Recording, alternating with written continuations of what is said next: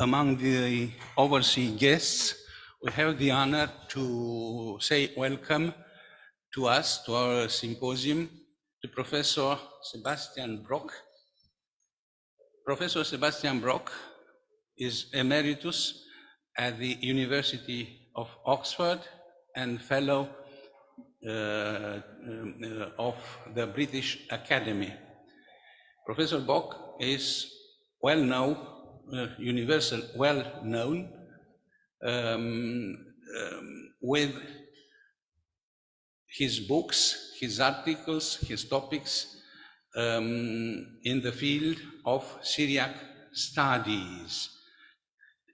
He is, proprement dit, the first in this domain.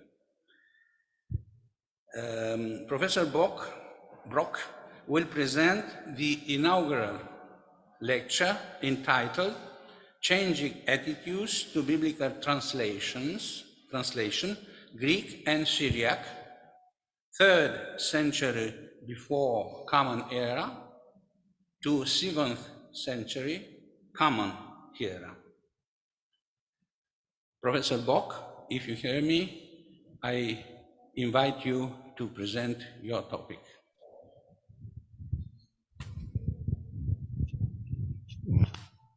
Thank you very much.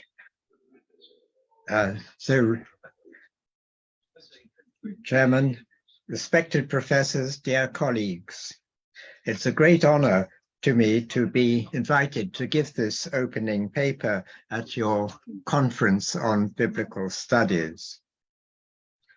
And I'm most grateful to you. This morning, I'm proposing to do something that may well seem foolhardy, namely to trace over the course of an entire millennium the changing attitudes to the ways in which one should go about translating a text which is considered to be sacred or otherwise authoritative. My time span runs from the 3rd century before the Christian era to the 7th century AD.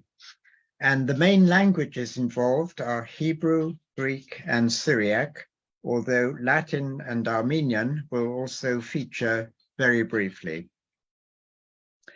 I deliberately stop with the 7th century, since the situation changes radically with the replacement of Greek by Arabic as the dominant cultural and religious language of the Middle East. I hope, nevertheless, that the late antique background will also be of some interest and relevance to those of you who are primarily interested in questions of biblical translation into Romania at a much later date. My starting point, the 3rd century BC, is for a very practical reason. It is only in the Hellenistic period that we first encounter translation into Greek of any Oriental religious text. And the one text for which we have surviving evidence is, of course, the Greek translation of the 5 books of the Hebrew Pentateuch, the Septuagint stricto sensu. Today, when we are familiar with the plethora of translations of the Hebrew Bible, it's easy to forget how unprecedented this first biblical translation was. But it was no exaggeration when David Wasserstein commented that this initial translation of the Hebrew Pentateuch into Greek was, I quote, surely the most momentous literary enterprise in the annals of Western mankind. Whether or not this initial translation was sponsored at the court of Ptolemy II as the Jewish pseudepigraph, the so-called letter of Aristeas of the 2nd century BC, would have us believe, or whether, as would seem to me more likely, the initiative came from the religious and cultural needs of the Jewish community in Egypt. This is not our concern here. What the letter of Aristeas does indirectly indicate to us, however, is something different, since several details in its narrative on the origins of the Septuagint are clearly aimed at defending the original translation against those who wanted to correct it and bring it closer to the Hebrew original. Today, thanks to the discovery in the Judean desert of a fragmentary manuscript of the 12 prophets in a Greek translation, whose text had been subjected to a careful revision on the basis of the underlying Hebrew, we are able to learn much more about the work of these early correctors, and it has become evident that by the 1st century BC, Greek-speaking Jewish communities were faced with a dilemma. As the translator's preface to the Greek translation of the Wisdom of Ben Sira indicates, there was an awareness that the Greek translations of the law and the prophets did not always reflect the Hebrew accurately. This meant that there were two options available for diaspora Judaism: to revise or not to revise the original translation. The position of the author of the letter of Aristeas, with his defense of the credentials of the original translators, was taken up and further developed by Philo in the 1st century AD. In his Life of Moses, Philo claims that the translators were, I quote, no less prophets and priests of mysteries whose sincerity and singleness of thought has enabled them to concur with the purest of spirits, the spirit of Moses. End of quotation. Accordingly, Philo claims, the Septuagint should not be considered a daughter version of the Hebrew, but a sister, that is, of equal status with the Hebrew original. And hence, by implication, there was no need for any correction.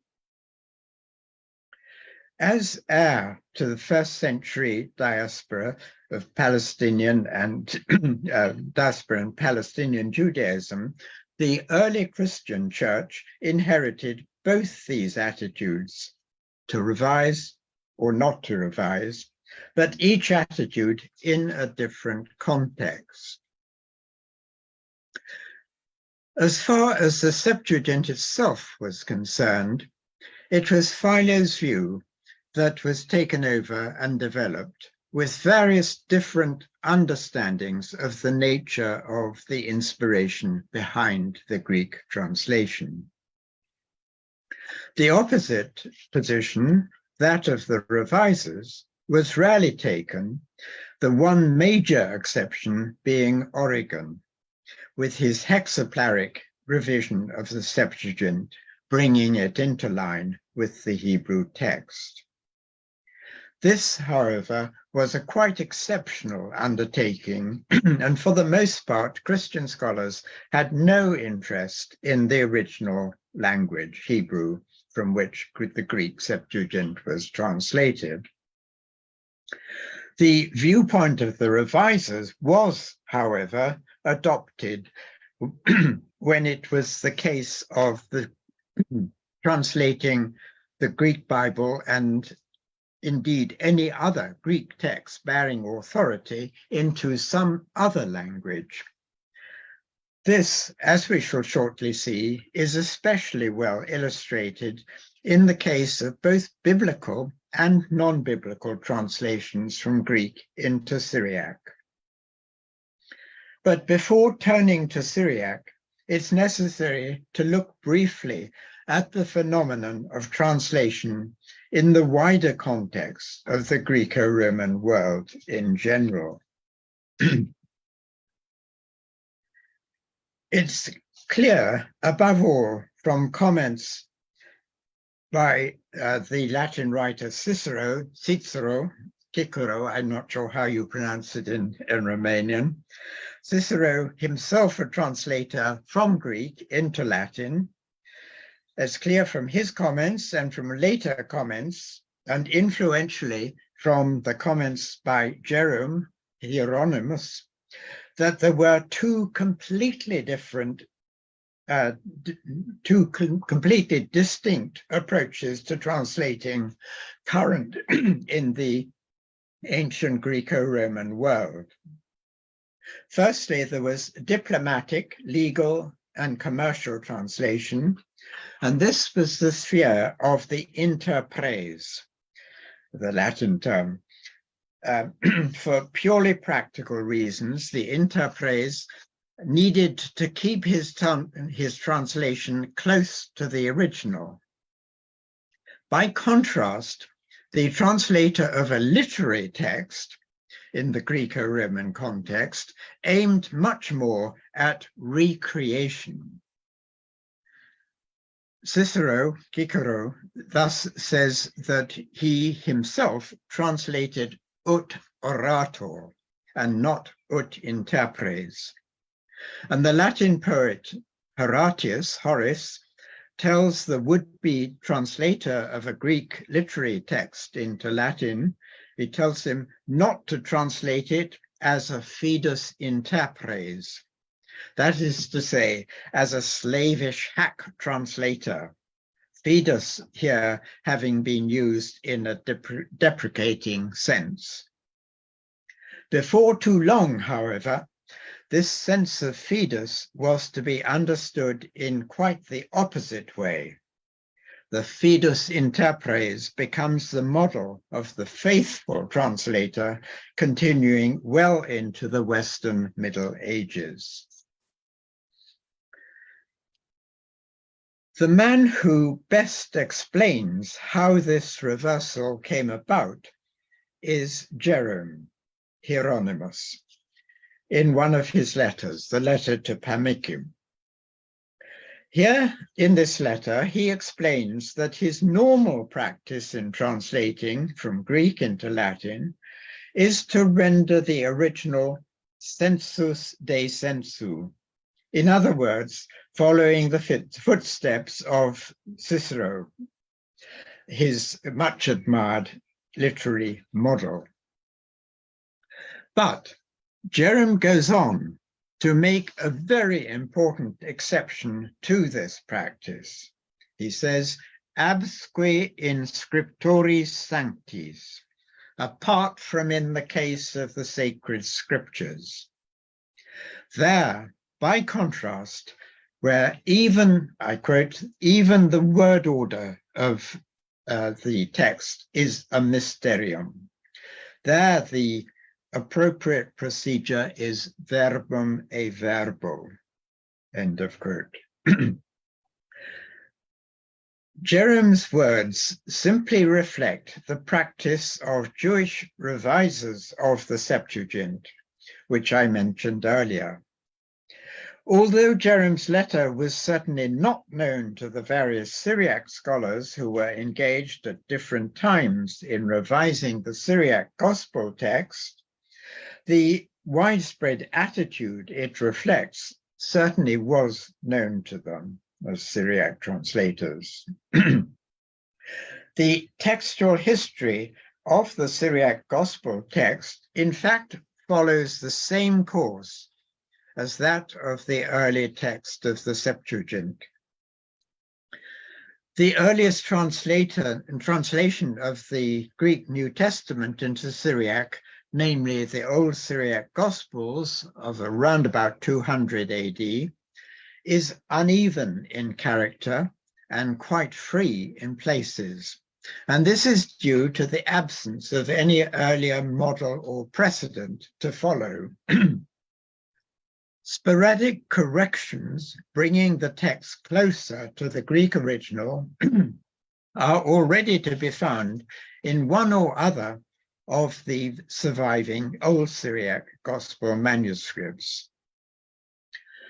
This process of correcting the text, bringing it into closer line with the Greek, evidently culminated in what we know today as the Peshitta,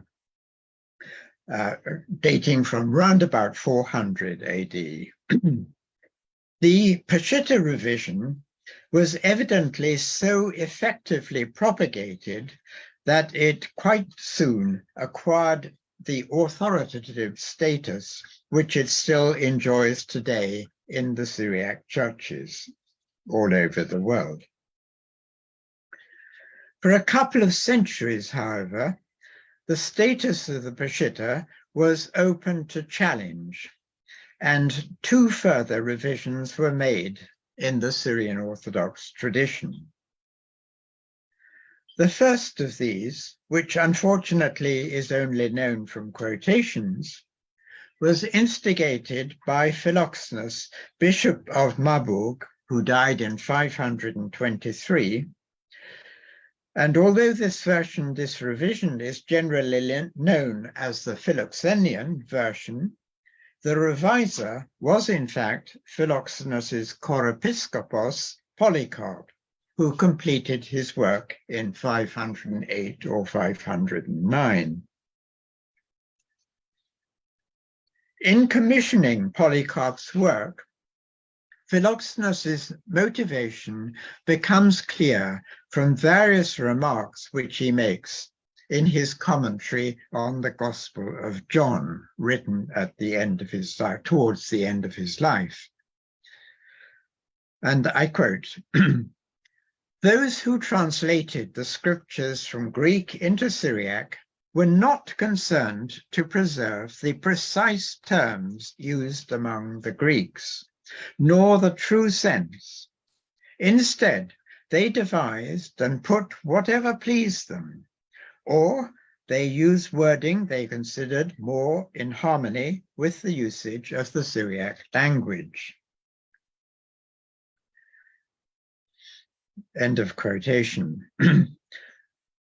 Adapting Philoxenus's criticism of the Peshitta New Testament to Jerome's terminology, Philoxenus is telling us that not only is the Peshitta translation not verbum de verbo, but it is in places not even sensus de sensu, in that the rendering is dangerously misleading.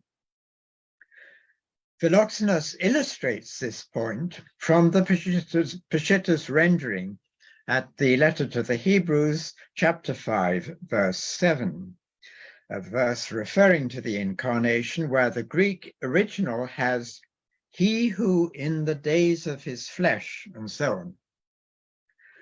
Philoxenus comments on this passage, I quote, "Instead of this, the translators, that's the Peshitta, the translators of the Peshitta rendered when he was clothed in the flesh. And instead of translating Paul, they veered towards the position of Nestorius, who cast the body onto the word, as one does a garment onto an ordinary body, or as purple is put on an emperor." End of quotation.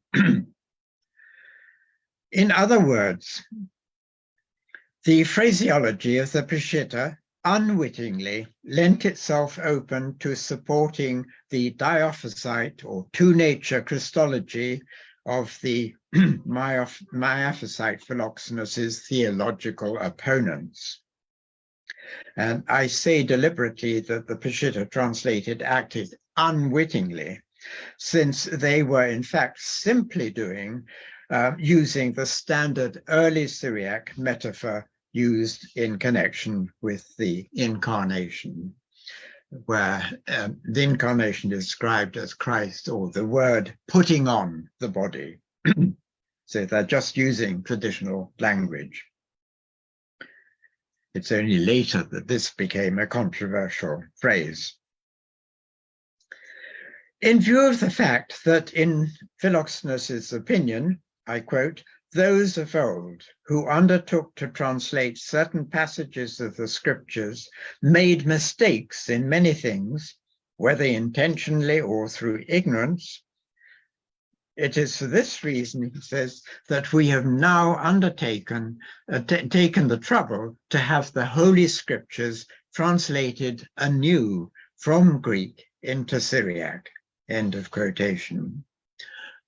This translation being the revision by Polycarp, known today as the Philoxenian version, which, as I said, doesn't survive in full. We only know it from Philoxenus's quotations.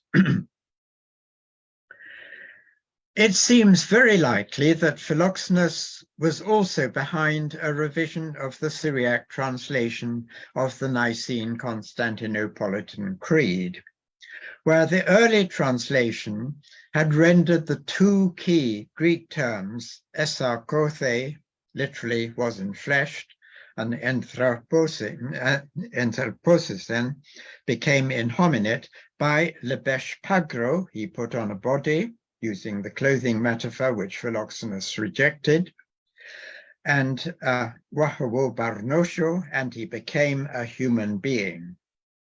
These older terms were now replaced by two neologisms, verbal forms that provided exact calques of the Greek terms. So in Syriac, eth basar, he was enfleshed, a verb created out of the noun besro, flesh, and eth barnash, he was inhominated, a verb created out of the noun barnosho, a human person. Philoxenus was clearly not alone in wanting translations to be closer renderings of the Greek. So this can be seen from a number of from the translation practice of a number of Syriac translations dating from around the turn of the 5th to 6th century, so round about 500. Characteristic of this search for greater precision in translation is the employment of these two neologisms, eth basar, eth barnash, to render Greek verbs describing the incarnation.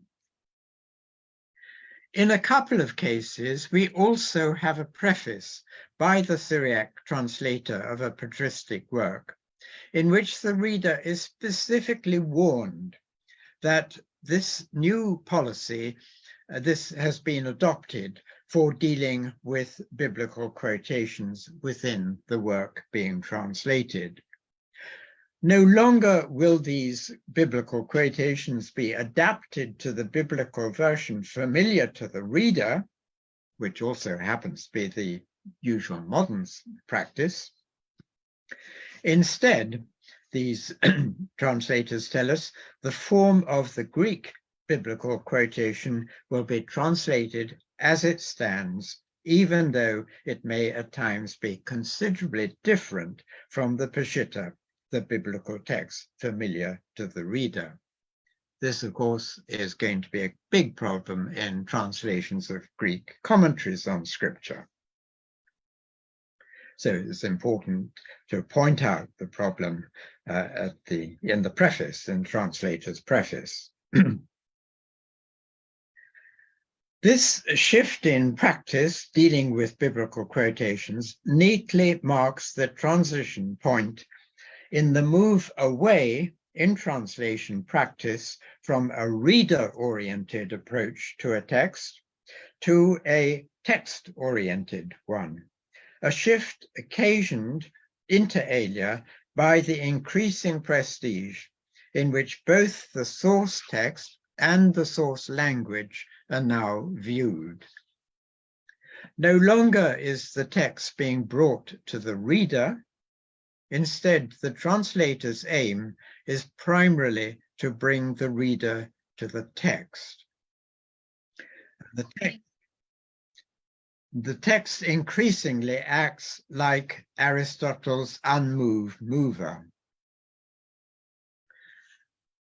Over the course of the 6th century, the Syriac translations of patristic Greek texts came to adopt Jerome's verbum de verbo approach more and more. And this can nicely be seen from a note by the translator of a work by Theodosius, a 6th century patriarch of Alexandria. The translator says, I quote, "This discourse was translated and interpreted from Greek into Syriac, word for word, verbum de verbo, without alteration, insofar as possible, so as to indicate not just the sense, but by its very words, the words in the Greek. And for the most part, not one letter has been added or subtracted, provided the requirements of the Syriac language have not hindered this." By the early 7th century, the Philoxenian revision of the Syriac New Testament, which had been made a century earlier, the Philoxenian revision no longer matched up to the latest developments in the art of translating Greek into Syriac, as far as possible verbum de verbo. Accordingly, need was evidently felt for yet a further revision, and this was supplied by the Heraclean New Testament, undertaken by Thomas of Heracl, or Heraclea, in a monastery outside Alexandria in the middle of the 2nd decade of the 7th century, just a few years before Alexandria fell to the Arabs. Whereas in the case of the Philoxenian revision, we have Philoxenus's reasons for undertaking the revision, but we don't have the text itself. In the case of the Heraclean, we have the text, but not any information about the motivation behind it. Accordingly, the rationale behind the Heraclean revision needs to be deduced from the character of the translation. This can perhaps be best illustrated by taking some examples where the Heraclean's practice is contrasted with that of the Peshitta. So first, the Peshitta will usually aim at a dynamic equivalent, so the cultural equivalent in Syriac, whereas the Heraclean will aim at a formal equivalent. And this is nicely illustrated by Gabriel's address to Mary. In Syriac, in Greek, it's chare, greeting. Syriac in the Peshitta, shalom lech, peace to you. That's the standard greeting in Syriac. But in the Heraclean, chare is translated very literally, chadoi, rejoice.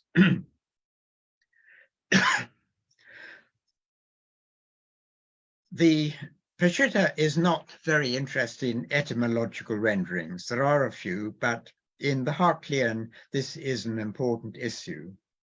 So aprivative negatives like anomia, lawlessness, instead of a single word, aula, wickedness, in the Peshitta, the Heraclean has a calque, la namosa eutho, not lawfulness, as it were.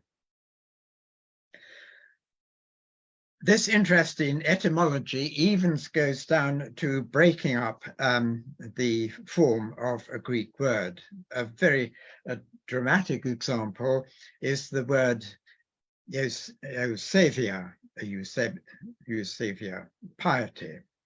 In the Peshitta, that is rendered as the fear of God, dechlatallaha, but in the Heraclean, the aim is to produce the element eu, and so you have the anomalous form in Syriac, shapirus dechlata, the beauty of religious fear, of awe, and many other examples of this sort. Another interest of the Heraclean is to retain the grammatical categories of the Greek. So whereas the Peshitta will say the spirit of holiness for the Holy Spirit, because Syriac does not, in an early stage, have very many adjectives, or it doesn't like adjectival forms. The presence of an adjective in Greek means that it should be in Syriac, so the Harklian will render the Holy Spirit as Ruha Kadisha, exact calque on Harion Nevna.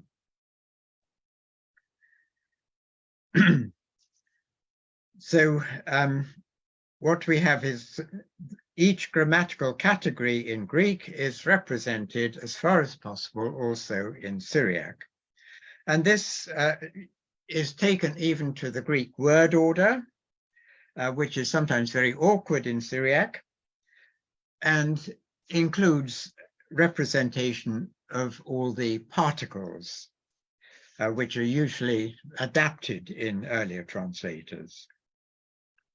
So from all these observations, it's clear that Thomas of Haeckel's interests were primarily or essentially philological rather than theological. The emphasis is on the importance of the signifier, the verbum, at the expense, as we moderns would say, of the signified, what is signified, the sensus. But one should remember that from the point of view of these revisers, the signifié lay in close connection with the signifiant, and there was not any real opposition between them. A completely different attitude from modern translation practice. Thus, in contrast to Philoxenus's theological concerns, it would appear that the concerns of Thomas of Haeckel were basically philological, revising the Peshitta New Testament in accordance with the latest developments in translation techniques, where the aim is to make the translation reflect the original in as many ways as is possible, and to produce what can justifiably be designated as a mirror translation. These techniques had been developed primarily in the translation of authoritative Greek patristic texts, although the underlying choice of verbum de verbo rather than sensus de sensu for translating them had originally been made under the influence of the practice for biblical translation, expressed so clearly by Jerome Hieronymus. The adoption of current translation techniques by Thomas for the purpose of revising the New Testament, in turn, provided a model and incentive for revised translations, not only of patristic, but also, as we shall see, of some secular texts which were held to be authoritative. Thus, the 7th century witnessed a series of revisions of earlier translations, earlier Syriac translations of works by a number of Greek authors who were held to be authoritative by contemporaries. The earliest of these was undertaken by Paul, Bishop of Edessa, while he was living in Cyprus as a refugee from the Persian occupation of Edessa in the early years of the 7th century.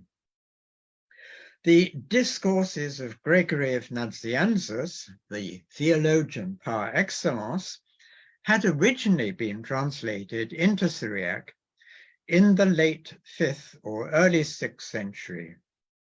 But Paul's revised translation, which was completed in the year 623 or 624, Paul's revised translation followed very much the same techniques in translating as those adopted by Thomas for the Haeckelin New Testament. In the case of the homilies of another Cappadocian father, Basil of Caesarea, the original translation, made in the early 5th century, was so free and paraphrastic that it was necessary to do a new translation from scratch. Those of you who have to correct translations of students will have sympathy with this, because to correct a very free or inaccurate original translation to something different is a huge labor. It's much easier to start again afresh. And that's what the Syriac translators did in such cases. Revised translations were also made of select secular writings. It was not until the early 6th century that Greek medical and philosophical works were first translated into Syriac. These early translations were fairly reader-oriented, and so by the 7th century, it was felt that in the case of the early books of the Organon by Aristotle, of the logical books, these books, along with Porphyry's Isagoge, or introduction, were in need of revision. And in several cases, manuscripts of both the original translation of the Organon and the revision survive. Those who undertook the work of revision were mostly members of the Syrian Orthodox hierarchy, who had been trained at the famous monastery of Kenishre on the Euphrates. And it was significantly at this same monastery of Kenishre that we are told that Thomas of Harkel had studied Greek. Best known of these scholar revisers of the 7th century is Jacob of Edessa, working at the very end of the century. Exceptionally, he was involved in all three spheres of translation: biblical, patristic, and philosophical.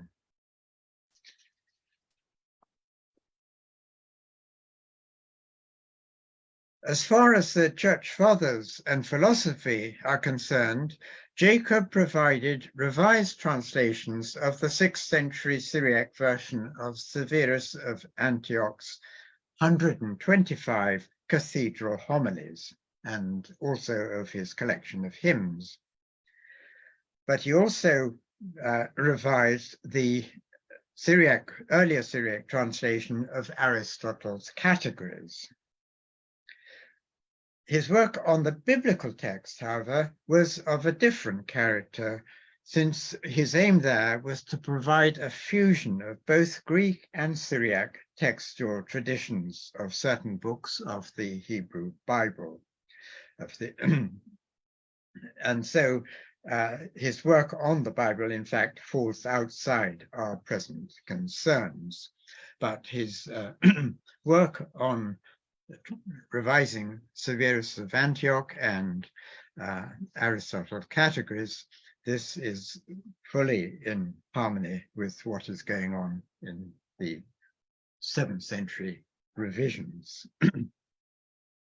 So it's clear that even in the late 7th century, many decades after the Arab conquests, Greek was still an important language of culture and administration in Palestine, Syria, and Mesopotamia. And at least in learned circles, it retained the status of high prestige. And accordingly, the ideal of mirror translation remained the translator's aim. This, however, was to change in the following centuries radically.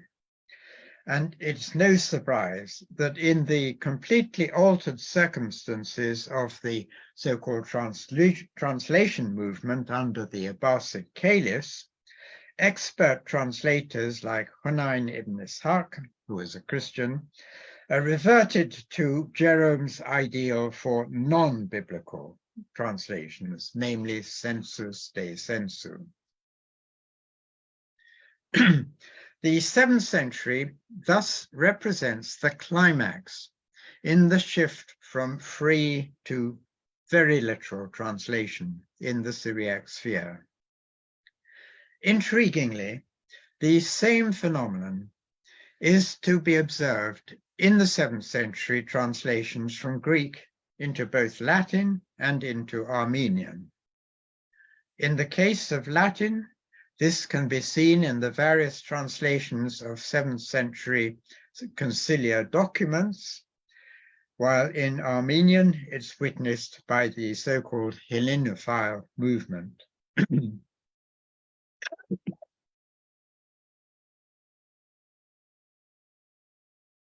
Having reached, in the case of Syriac translations from Greek, my chronological time limit of round about 700 AD for this present exploration, it's time to look back briefly at the changing attitudes to biblical translation in rabbinic Judaism.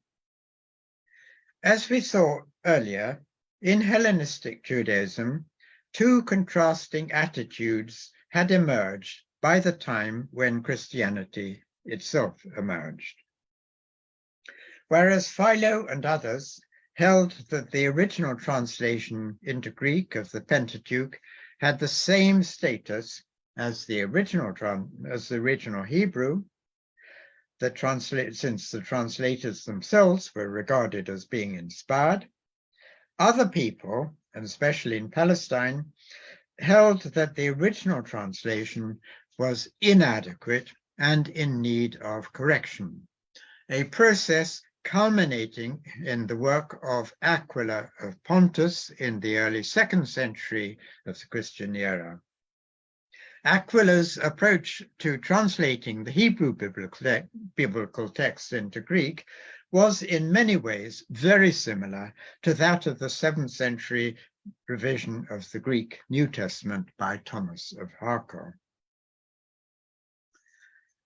When in the 6th century, the Emperor Justinian legislated for what biblical versions the diaspora Jewish population were allowed to use in synagogue, he specified both Aquila's version and the Septuagint.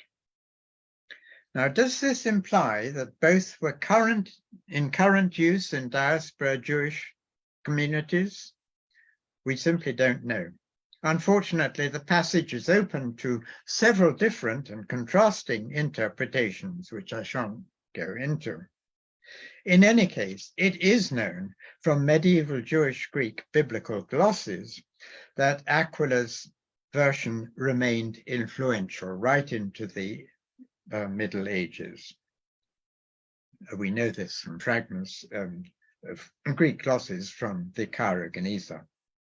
Intriguingly, Aquila's principles of verbum de verbo translation were eventually taken a step further in a medieval Jewish translation of Jonah, where even the gender of the Hebrew nouns was taken over, even when this conflicted with Greek grammatical rules. So, for example, ruach, wind, which is feminine in Hebrew, was translated animos, but animos was treated not as a properly should as a masculine, but is treated as a feminine.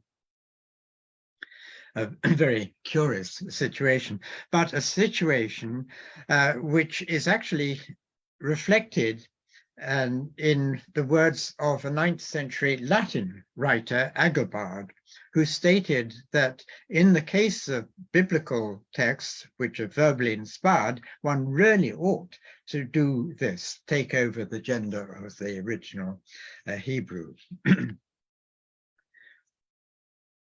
Well, much ink has been spilled on the relationship between Aquila and the Onkelos, to whom the official Jewish Aramaic translation of the Hebrew Pentateuch is attributed. What is of relevance to us is that both the Greek Aquila and the Aramaic Onkelos are fully in the tradition of verbal translation. This is in contrast to the rather freer, fragmentary, earlier Aramaic translations of biblical books from Qumran, notably Job.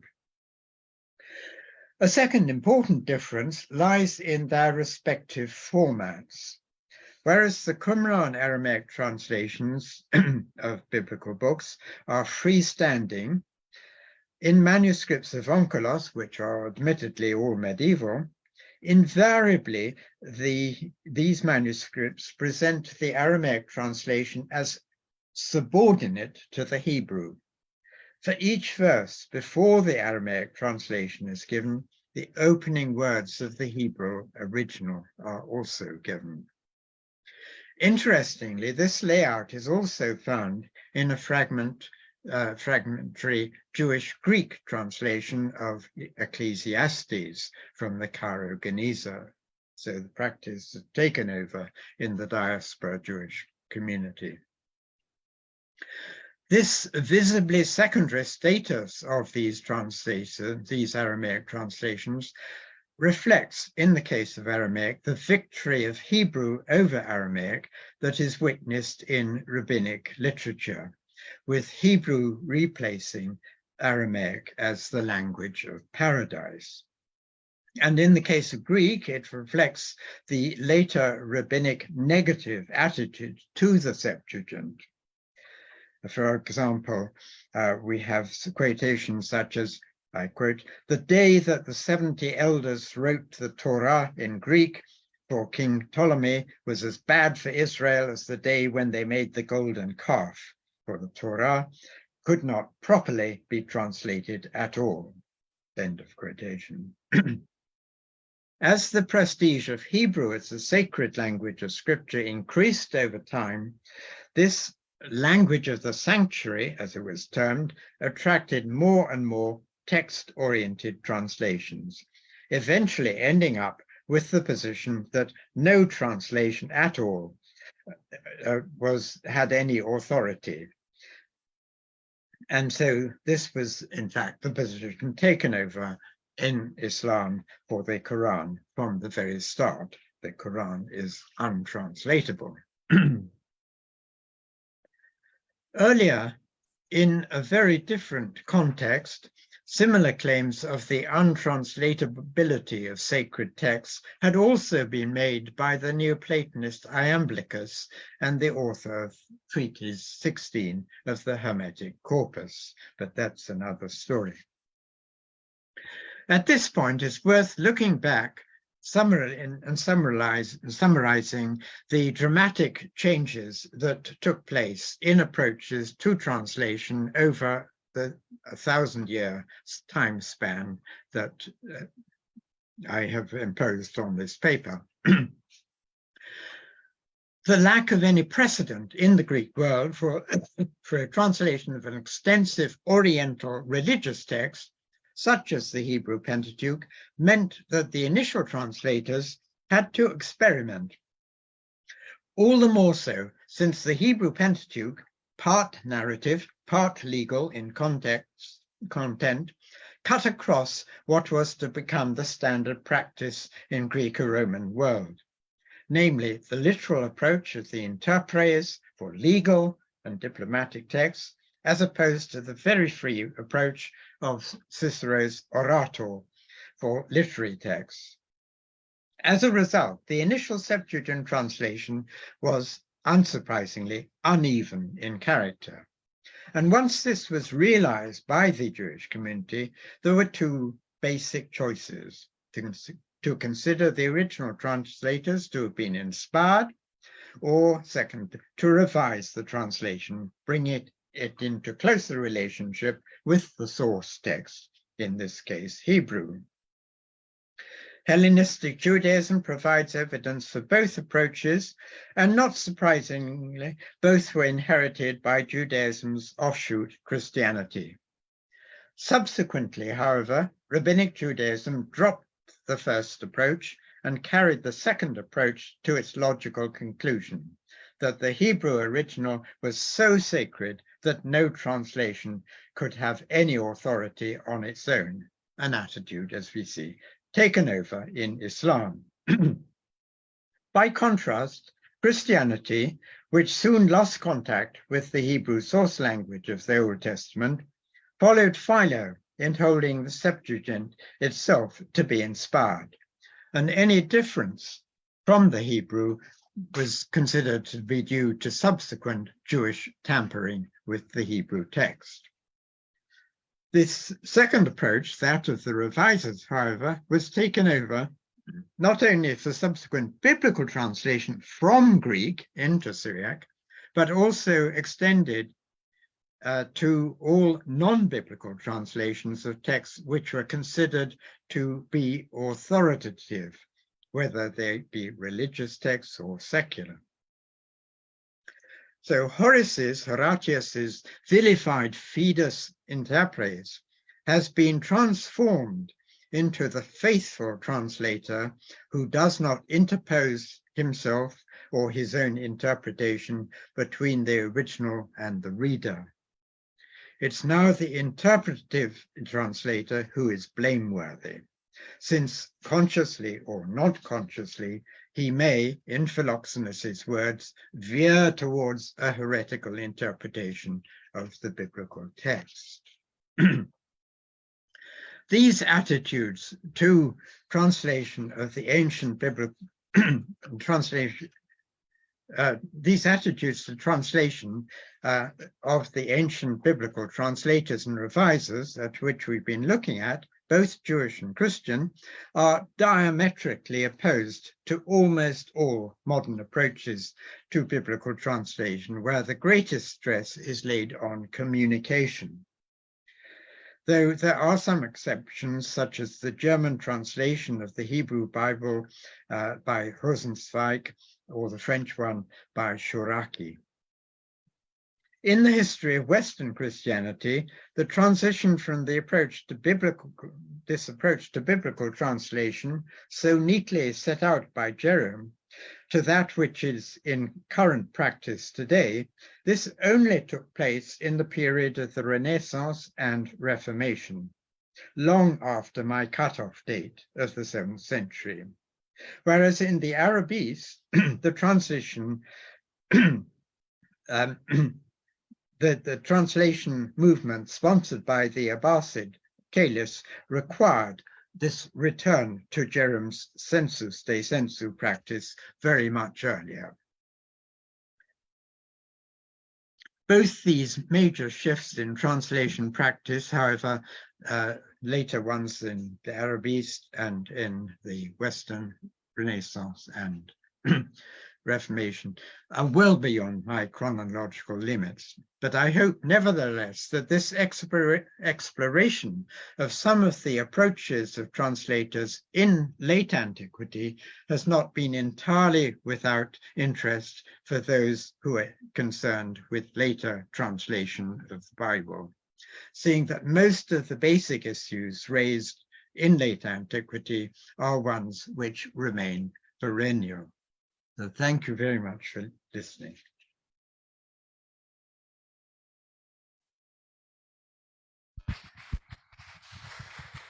We thank you very much, Professor Brock, for your conference. Thank you, really. And if you agree, I'd ask the assistants if there are some questions. Is anybody who wants? Dr. Konczak from Bucharest would formulate a question.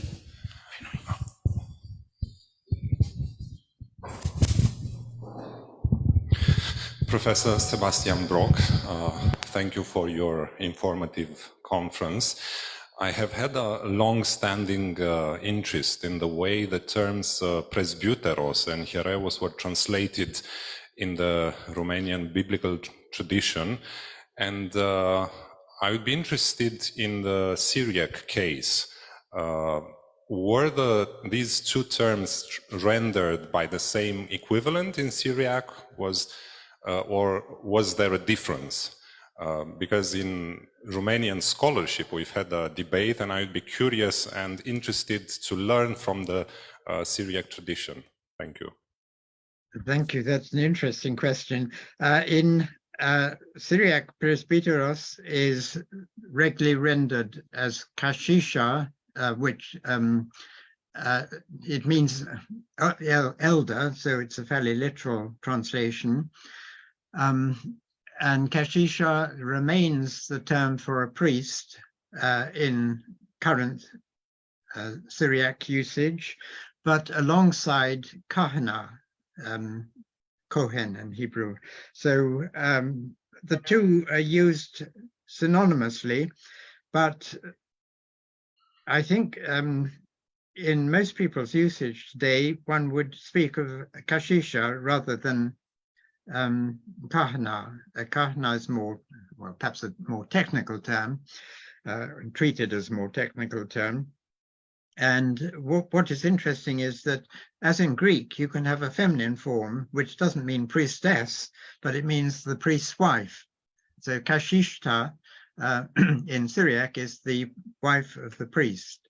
That's exactly what happens in Romanian with presbytera, which is not used as a term for a minister, yes, but for the wife of the priest. Exactly, yes. Thank you. Thank you. Thank you. If there are other questions, yes, please. Please stay.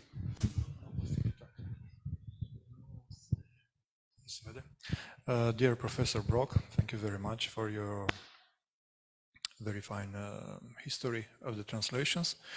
I would like to ask two questions, if possible, based on your experience with the text.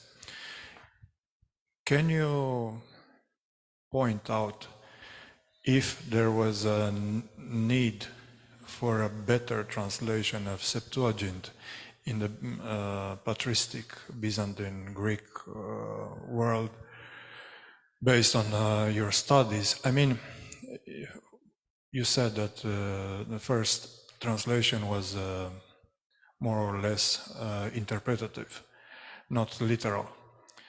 So did you find any, up to the year of 700 AD, any need of revising the Septuagint in the Christian milieu? That is my first question. Should I answer that first? Yes, there is an interest, and the great exception to the general practice is, of course, the great Alexandrian scholar Origen, and his revision, bringing it into line with the Hebrew. His revision actually is very influential in the textual tradition of the Greek Bible. In some books, for example, in Isaiah, I think it is, in the Codex Alexandrinus, one of the early complete Bibles, it is very strong influence of Origen's work. And it can be traced all over the place. Some books it's stronger, and other books it's not less so, but it's only partial. We don't have the entire work of Origen's revision, but we can get quite a lot of information about it. Now, other people were interested in other things. When I did my doctorate, I was actually working on the Septuagint of the first book of Kingdoms, 1 Samuel.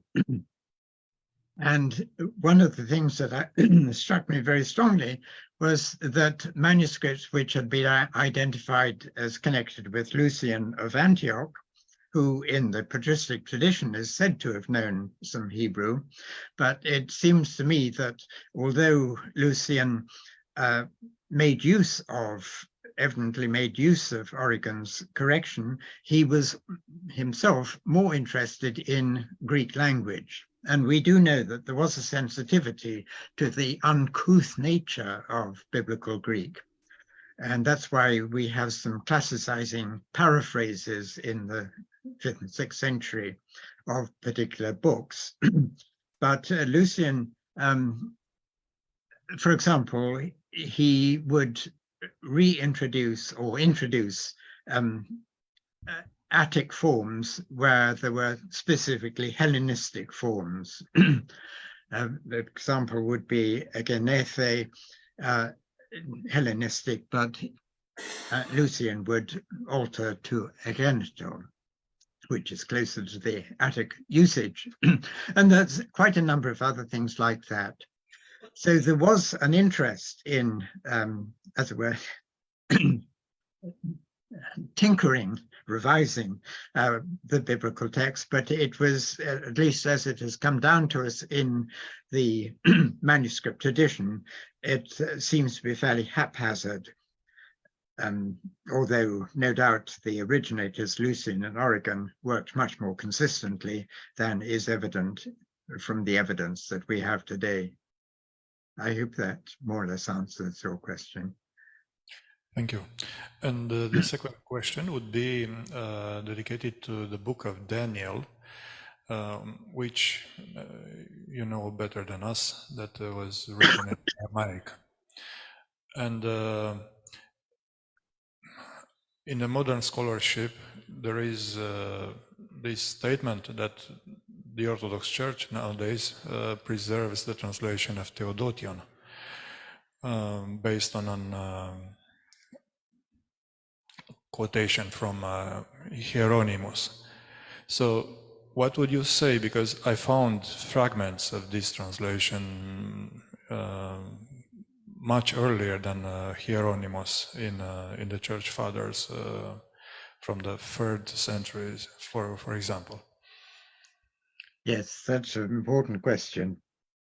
As I understand it, the attribution to Theodotion is, well, it's highly problematic because it's made more problematic by the link with Theodotion of the revision found in the Qumran fragments of the 12 prophets in Greek.